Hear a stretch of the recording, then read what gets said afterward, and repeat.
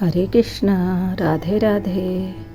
तो बंधुओं, आज दिन शनिवार को जया एकादशी है और इसका उपवास 6:29 से प्रारंभ हो रहा है। इसका पारण यानी द्वादशी को 6:28 से लेकर 10:12 तक होगा। तो बंधुओं, इसी समय के बीच अपना पारण अवश्य कर लें और पारण करने से पूर्व दान दक्षिणा देना न भूलें। तो बंधुओं, आइए हम जया एकादशी के महात्म्य को सुनते हैं। युधिष्ठिर ने भगवान श्री कृष्ण से पूछा, भगवान कृपा करके यह बतलाइए कि माघ मास के शुक्ल पक्ष में कौन सी एकादशी होती है, उसकी विधि क्या है तथा उसमें किस देवता की पूजन किया जाता है।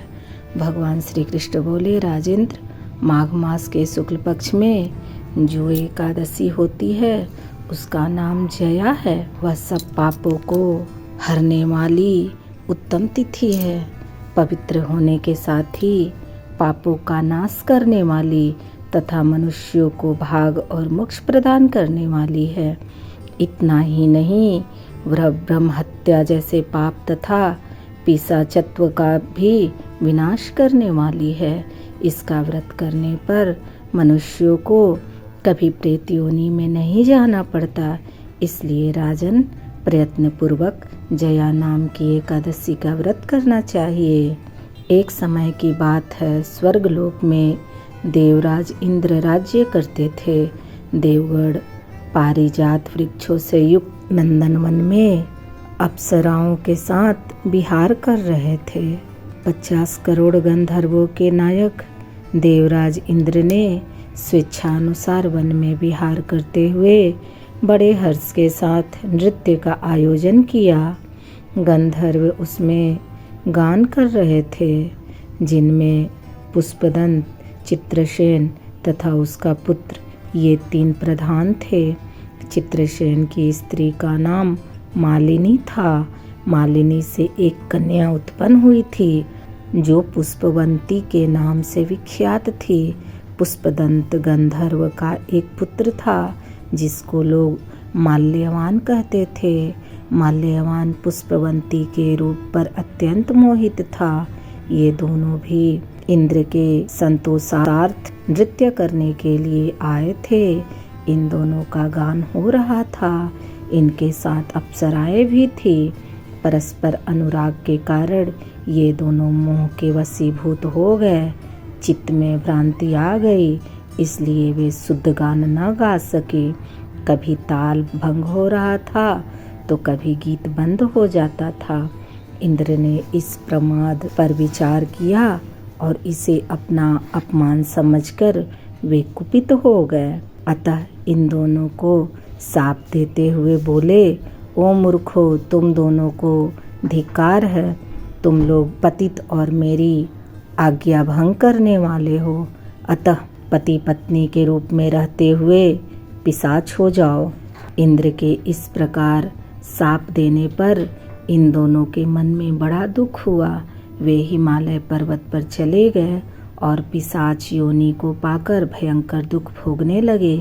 शारीरिक पातक से उत्पन्न ताप से पीड़ित होकर दोनों ही पर्वत की कंदराओं में विचरते रहते थे।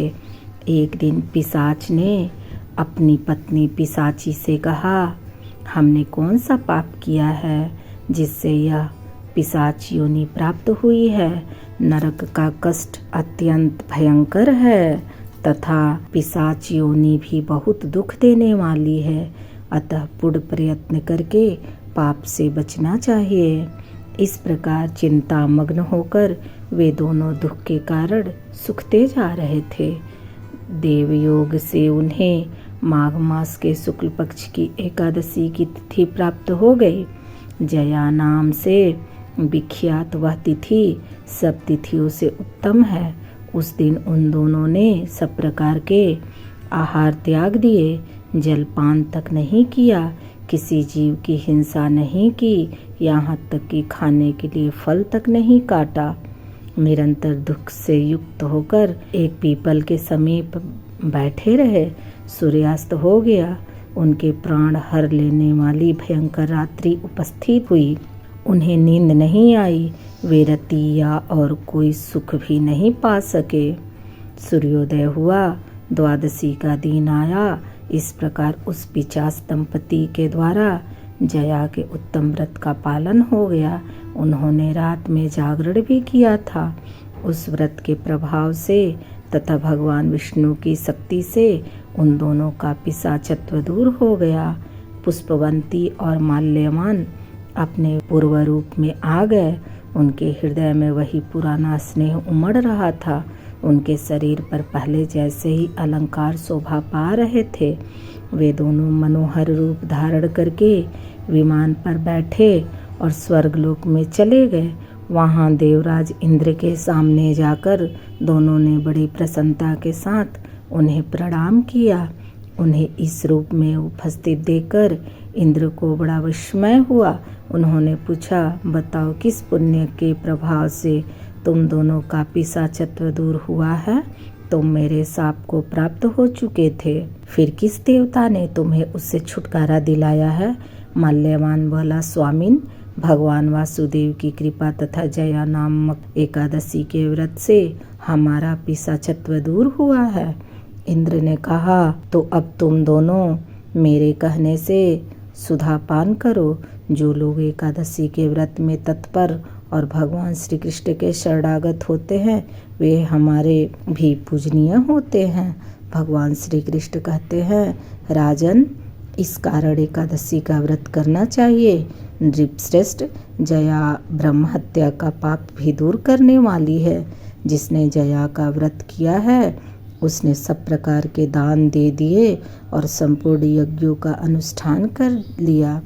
इस महात्म्य के पढ़ने और सुनने से अग्निष्टकम यज्ञ का फल मिलता है। तो बंधुओं, हरे कृष्णा, राधे राधे। श्रीमन्नारायण नारायण हरि हरि, श्रीमन्नारायण नारायण हरि हरि, श्रीमन्नारायण नारायण हरि हरि।